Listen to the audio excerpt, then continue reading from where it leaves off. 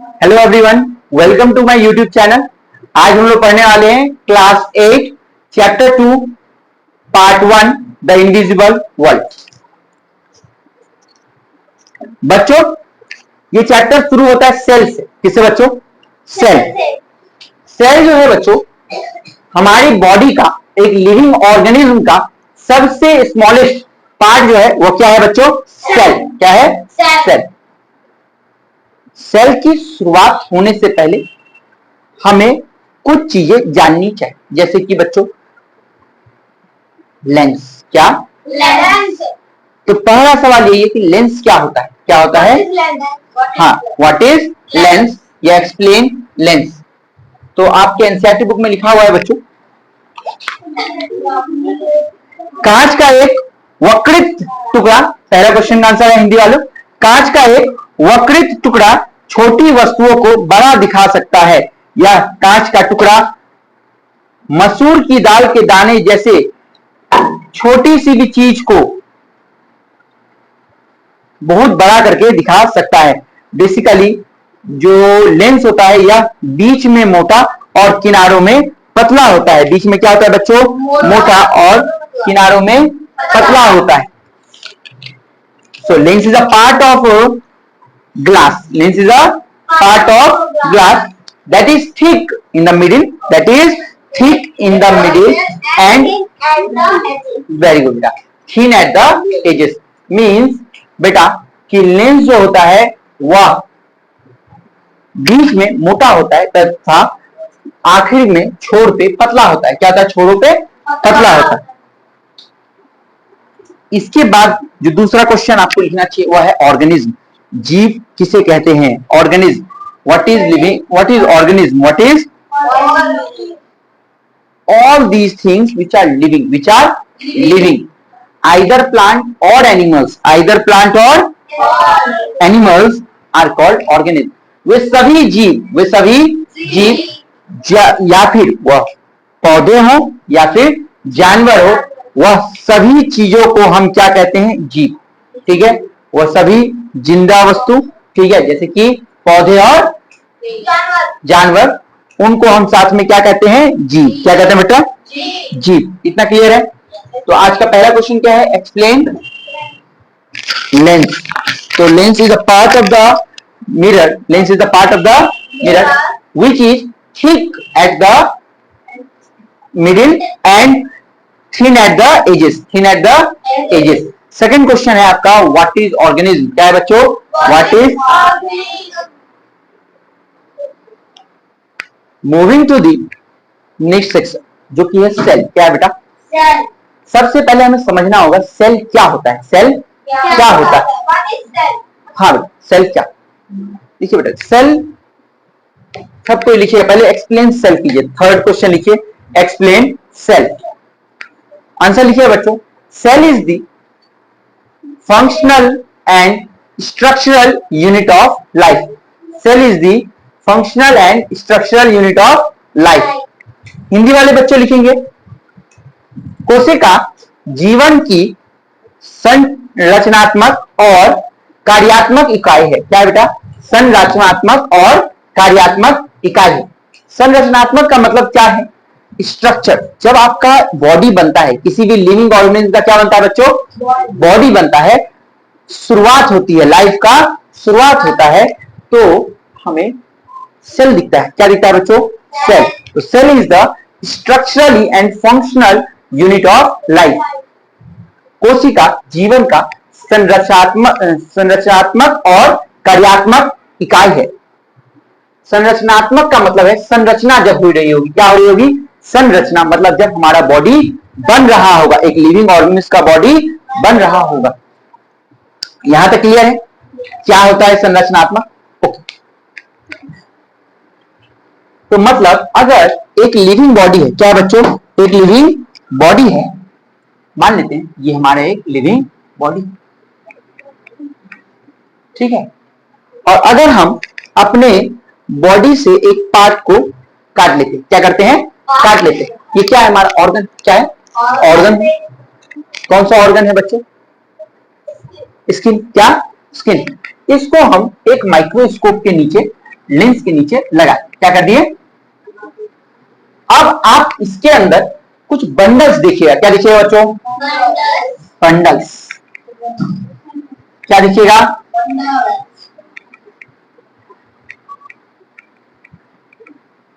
क्या देखिए,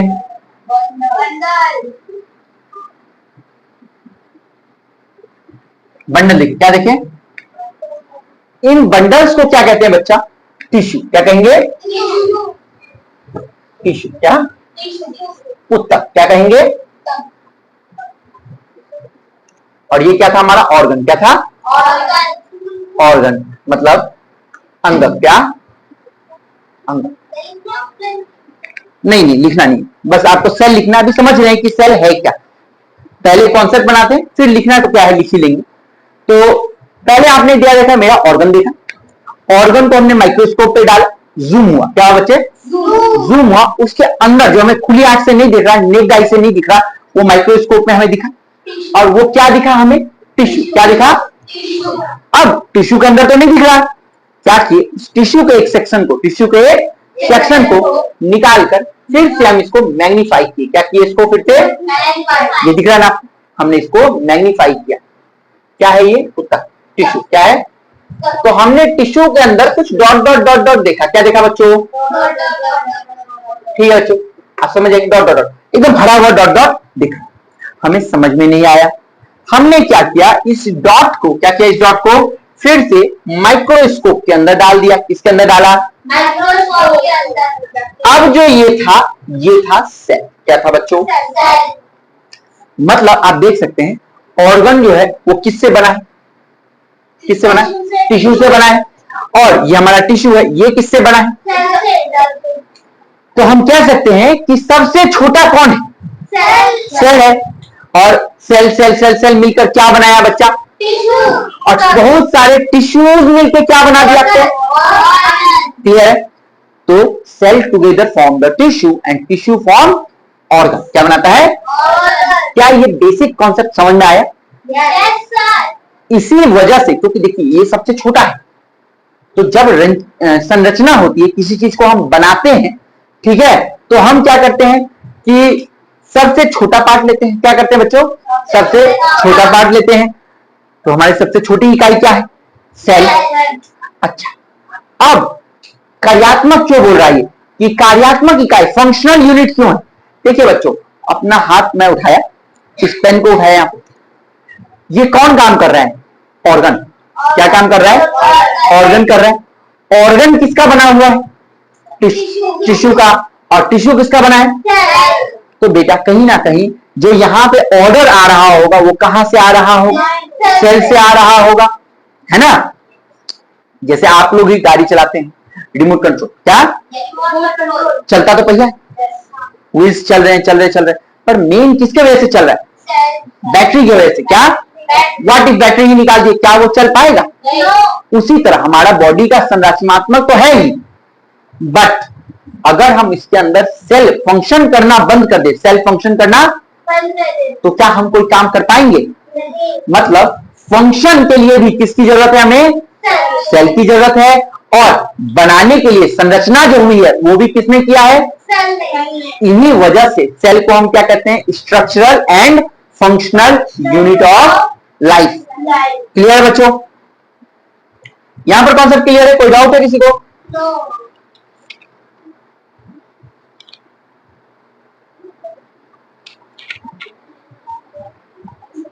अब बच्चों हम थोड़ा सा सेल के बारे में समझेंगे, किसके बारे में समझेंगे, सेल के बारे में।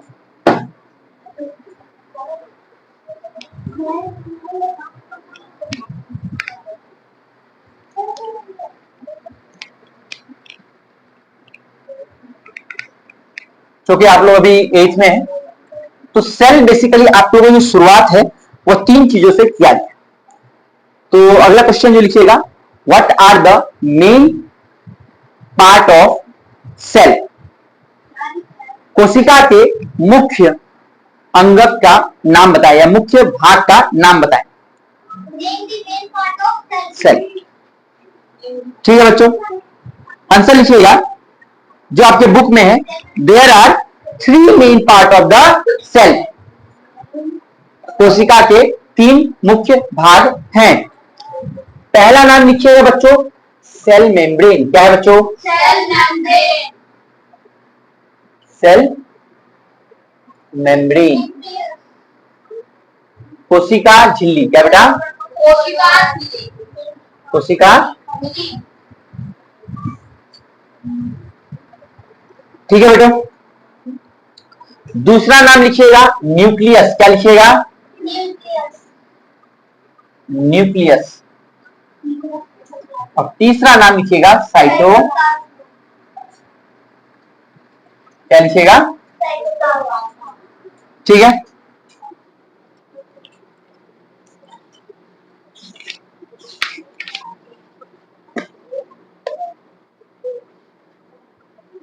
हाँ बेटो, न्यूक्लियस का क्या लिखा आप लोगों ने? केंद्रक। क्या लिखेगा?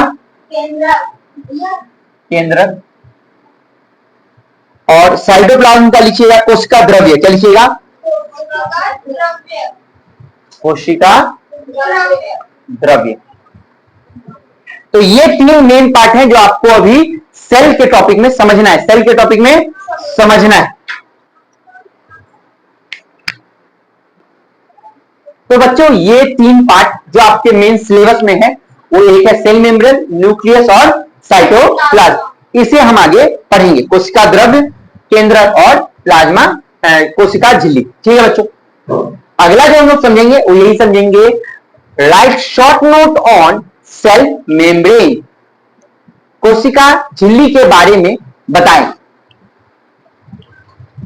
क्या लिखे बच्चे अगले question? Right short note on plasma membrane. कोशिका झिल्ली के बारे में बताएं। सबसे पहली बात क्या है? It is the outer membrane. It is the outer membrane of the cell. कोशिका का सबसे बाहरी परत है। क्या है ये? कोशिका का सबसे बाहरी परत है। मतलब कोशिका का इसके बाहर कोई परत नहीं है। इट इनक्लोज, दूसरा पॉइंट लिखिएगा, it enclose cytoplasm and nucleus. क्या मतलब है कि सेल मेम्ब्रेन के अंदर, दूसरा पॉइंट हिंदी में लिखिएगा, यह केंद्रक और कोशिका द्रव्य को अपने अंदर सुरक्षित रखता है कि नहीं? तो पहला पॉइंट क्या था? It is the outer membrane of the cell. दूसरा पॉइंट क्या है? It includes nucleus and cytoplasm. Hindi वाले बच्चों पहला पॉइंट था यह कोशिका का सबसे बाहरी भाग है। दूसरा पॉइंट था कि कोशिका झिल्ली के अंदर केंद्रक और कोशिका द्रव्य सुरक्षित रहते हैं। क्लियर है? तीसरा पॉइंट लिखिएगा, the cell membrane separate one cell from the other cell. क्या है बेटा? कोशिका, हिंदी में लिखिएगा, कोशिका झिल्ली एक कोशिका को दूसरी कोशिका से अलग करके रखते हैं। समझ आ रहा है? क्या हो रहा है बेटा? मान लो 2 कोशिका। क्या बेटा? तो 2 कोशिका किसके द्वारा अलग है? सेल मेम्ब्रेन के द्वारा अलग है ना? 3 कोशिका है, तीनों किसके द्वारा अलग है? हाँ, कोशिका झिल्ली की वजह से अलग है। So it separate one cell from the other cell. कोशिका झिल्ली एक कोशिका को दूसरे कोशिका से अलग करके रखती है। क्लियर है? चौथा पॉइंट लिखिएगा, it is porous and allow the entry of material essential for life and exit of waste material. क्या लिखिएगा बेटा? It is porous and allow the entry of material essential for life process and the exit of waste material. Hindi वाले लिखिएगा, कोशिका झिल्ली में छिद्र होते हैं। कोशिका झिल्ली में छिद्र होते हैं जिसके द्वारा कोशिका के भीतर कोई भी जरूरी चीज आ सकता है तथा जो हानिकारक पदार्थ हैं वह कोशिका के बाहर जा सकते हैं। ठीक है बच्चा? मतलब इनमें क्या होता है? छेद होता है। बीच बीच में क्या होता है? समझो ना, आपको पानी पीना है। क्या पीना है? आपने पी लिया। अब वो सेल के अंदर कैसे जाएगा? अगर सेल बंद रहेगा, रास्ता ही नहीं है सेल के अंदर, तो जा पाएगा वो पानी? तो उसके लिए क्या रहेगा? पोरस रहेगा। क्या रहेगा? तो थोड़ा छेद रहेगा जिसके थ्रू पानी क्या हो सके? अंदर जा सके। जो भी जरूरी चीज है वो क्या हो सके? अंदर जा सके, और जो जरूरी नहीं है वो बाहर आ सके। क्लियर है बच्चों? तो ये 5 पॉइंट्स है, आपको पॉइंट वाइज कोशिका झिल्ली के बारे में लिखना है। ठीक है, अगला क्वेश्चन लिखिएगा बच्चों, write down short note on nucleus, केंद्रक के बारे में बताएं। केंद्रक के बारे में हमने एक पार्ट पढ़ लिया, अब हम केंद्रक के बारे में समझते हैं क्या है। पहला है बेटा, the round structure in the middle of the nucleus, it is a round structure, it is, यह गोलाकार होता है। कैसा होता है बेटा? केंद्रक न्यूक्लियस के मध्य में एक गोलाकार आकृति है। क्या पॉइंट है बेटा? पहला पॉइंट है, केंद्रक कोशिका झिल्ली के मध्य में गोलाकार आकृति है। It is present inside the new cell membrane. ठीक है बेटा, the nucleus regulate all activities that occur with in the cell. Second point क्या है? It regulate all the activities that occur with in the cell. केंद्रक वह सभी कार्य को जो कि कोशिका के अंदर हो रहा है उसे कंट्रोल करता है। उसे क्या करता है? कंट्रोल करता है। मतलब कोई चीज अंदर आना है, नहीं आना है, सेल को क्या कब करना है, कौन सा सिग्नल देना है, क्या करना है और क्या नहीं करना है, वो सब कौन बताएगा? न्यूक्लियस। क्या कौन बताएगा? न्यूक्लियस। पहला पॉइंट क्या लिखे इसमें? It is rounded structure, it is structure in the centre of cell, in the centre of cell. कोशिका के, हिंदी में सुनिएगा, कोशिका के मध्य में यह एक गोलाकार आकृति है। कोशिका के मध्य में यह एक गोलाकार आकृति है। छोटा लिखिएगा तो मैं साइड साइड में लिख देता हूं। ठीक है बच्चों, थोड़ा जूम कर लिए। सेकेंड पॉइंट लिखिएगा, ऐसे मैं बोल भी रहा हूं तो आप सुन भी सकते, नहीं आपको मैं थोड़ा जूम कर बैठिए। सेकेंड पॉइंट लिखिएगा, it is double membranous structure. क्या है ये? Double membranous structure. क्या है बच्चों ये? Double membranous structure. ठीक है, और क्या लिखिएगा? It has pores, it has pores called nuclear pore. क्या कहते हैं? Nuclear pore. और एक पॉइंट लिखिएगा, it control all the activities. क्या लिखिएगा? All the activities with in the cell, with in the cell. अभी हिंदी में बता दूंगा बच्चों। तो सेल के, न्यूक्लियस के बारे में यह कुछ पॉइंट है जो आपको करना है बच्चों।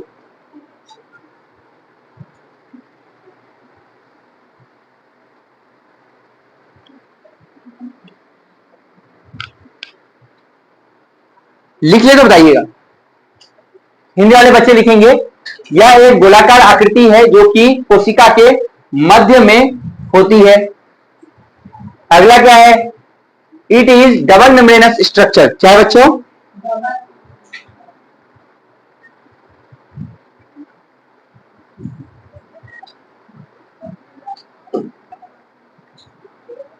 हाउ? क्यों?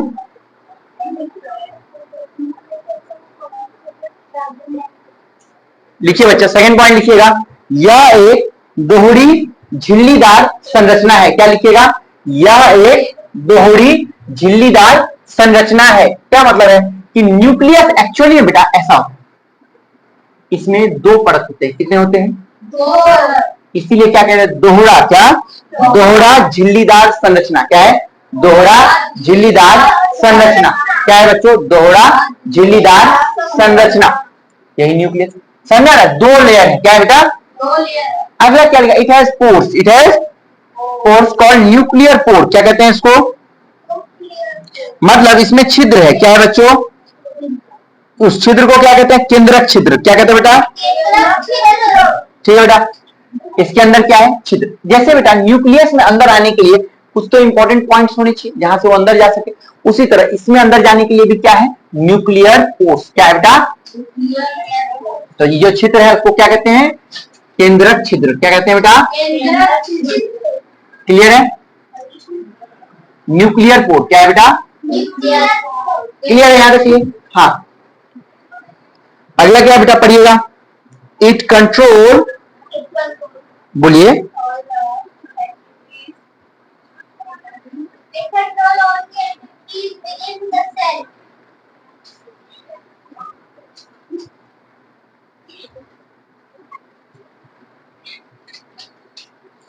हाँ बच्चे, सॉरी, क्या है? या कोशिका के अंदर होने वाली सभी गतिविधियों पर अपना नियंत्रण रखता है। आखिरी पॉइंट क्या है? कोशिका के अंदर होने वाले सभी गतिविधियों पर अपना नियंत्रण रखता है। तो क्लियर है बच्चों? न्यूक्लियस यहां पर क्लियर है। पॉइंट में लिखिएगा। क्या कीजिएगा एग्जाम में? पॉइंट में लिखिएगा, अच्छे नंबर मिलते हैं पॉइंट्स के। तो हम लोगों ने सबसे पहले बाहरी परत के बारे में समझा जो कि सेल मेम्ब्रेन है। क्या है बच्चों? Cell membrane. उसके बाद हम लोगों ने अंदर में न्यूक्लियस पढ़ा। अब आखिरी हम लोग साइटोप्लाज्म पढ़ेंगे। क्या पढ़ेंगे?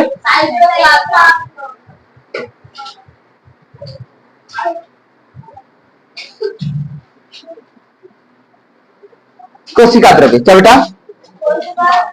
क्वेश्चन लिखिएगा बच्चों, write down short note on cytoplasm.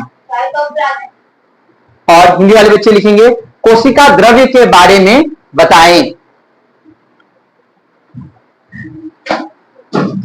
पहला पॉइंट है इसका, the space between the cell membrane and nucleus is filled with cytoplasm.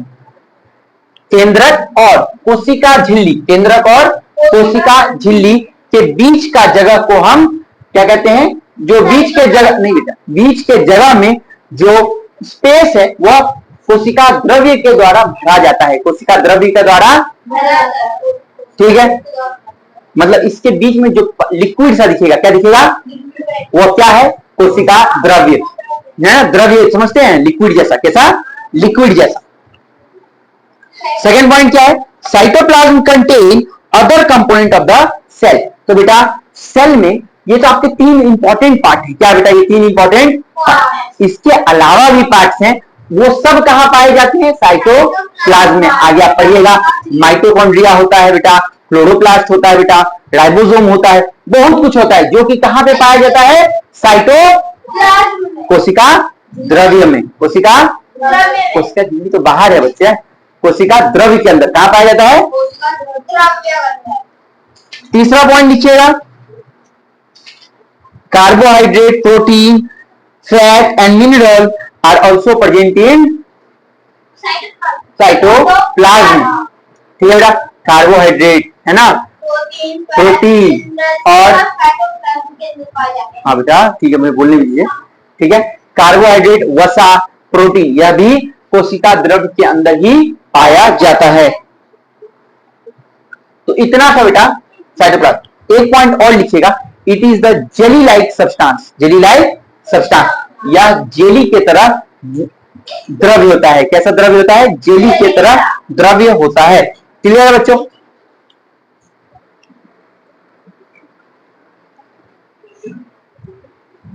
तो बच्चों अगला क्वेश्चन लिखिएगा, why plasma membrane is called semi permeable membrane. कोशिका झिल्ली को हम परागमय झिल्ली क्यों कहते हैं? ठीक है बच्चों, देखिए क्या होता है, आंसर पहले लिख लीजिए फिर मैं आपको समझाता हूं। आंसर लिखिएगा, cell membrane is selective permeable, that is it allow entry and exit of only few substance in the cell which is essential for the cell, so it is called selective permeable membrane। कोशिका द्रव्य जो है यह सभी चीजों को अपने अंदर नहीं आने देती है, कोशिका झिल्ली सिर्फ उन्हीं पदार्थों को अपने अंदर या फिर कोशिका के अंदर आने देती है जिनका जरूरत कोशिका को होता है। ठीक है बेटा, जिसकी जरूरत कोशिका के अंदर नहीं होती है उसे कोशिका झिल्ली कोशिका के अंदर नहीं आने देती है। इसी वजह से हम इसे परागमय झिल्ली भी कहते हैं। ठीक है बच्चों, अब इसका क्या मतलब, सपोज दैट ये है सेल मेम्ब्रेन, क्या बचा ये, ठीक है ना, ये क्या है हमारा सेल मेम्ब्रेन, क्लियर है। अब कोई चीज वाटर ही, क्या बेटा, वाटर ही अंदर आने चाहता है, वाटर क्या जाता है अंदर आए। सेल मेम्ब्रेन क्या किया, अंदर में वाटर का कंसेंट्रेशन देखा कि अंदर में वाटर है कितना, वाटर है कितना, ठीक है। इसको पता चला अभी अभी तो हमने 1 लीटर पानी पिया, अभी अभी तो हमने 1 लीटर पानी पिया, तो ऑलरेडी सेल के अंदर पानी है, तो सेल को पता चलेगा नहीं हमारे पास ऑलरेडी पानी है, तो ये इस वाटर को इसके अंदर आने नहीं देगा, तो ये इस वाटर को इसके अंदर आने नहीं देगा, बोलेगा नो, क्या, no, you are not allowed, you are not allowed, तुम अंदर जा नहीं सकते, क्लियर है। और वही है इसको बहुत ज्यादा प्यास लगी, क्या बेटा, अब फिर से वाटर आया, क्या हुआ, फिर से इस सेल के अंदर वाटर आया, तो मैं अंदर जाना चाहता हूं क्योंकि अभी अभी मैंने पानी पिया। अच्छा, इस केस में क्या हो, उल्टी कर देंगे, क्या कर देंगे, नहीं होता क्या, जब आप बहुत ज्यादा पानी पी लेते हैं कभी कभी और फिर कंपटीशन हो जाता है दोस्तों में कौन ज्यादा आज पानी पिएगा, है ना, तो आप पिए जा रहे आपको लगता है क्या हो जाएगा, उल्टी। इसी वजह से अगर ऐसा नहीं होता तो जितना पानी पी रहे उतना अंदर जाता, कोई दिक्कत होता, नहीं दिक्कत होता, परंतु सेल मेम्ब्रेन रेगुलेट करती है कितना आप पानी पी सकते हैं और कितना आप पानी नहीं पी सकते हैं, मतलब सेल के अंदर कितना पानी जा सकता है या फिर कितना पानी नहीं जा सकता है, क्लियर है। अच्छा, अब प्यासा बच्चा है वो भी पानी पिया, तो अब आया वाटर सेल मेम्ब्रेन के पास, किसके पास, कोशिका झिल्ली के पास, बोला मे आई कम इन, क्या बोला, तो बोला लेट मी चेक, अंदर में चेक किया, हाँ वाटर का कंसेंट्रेशन क्या है, डाउन, क्या है, तो बोला okay you are coming, you are coming, है ना, तो उसको अंदर जाने दिया। तो समझ रहे दोनों जगह वाटर ही तो है, दोनों जगह, पर क्या दोनों जगह एंट्री मिल गई क्या, नहीं, जब वाटर की कंसेंट्रेशन है, जरूरत नहीं है, जरूरत तो वाटर को अलाउड, बट वहीं पर जब वाटर की जरूरत है, वाटर की जरूरत है तो उसको अलाउड कर दिया, समझ में आ रहा है। तो इसको क्यों कहा गया, जब जिस चीज की जरूरत होगी कोशिका झिल्ली उसी को, उसी पदार्थ को अंदर आने देगी, ठीक है, बाकी को अंदर आने, कितना क्लियर है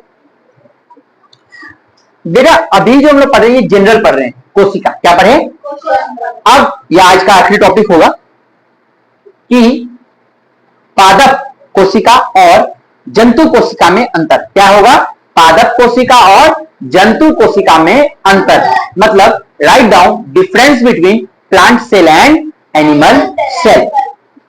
चलिए समझते हैं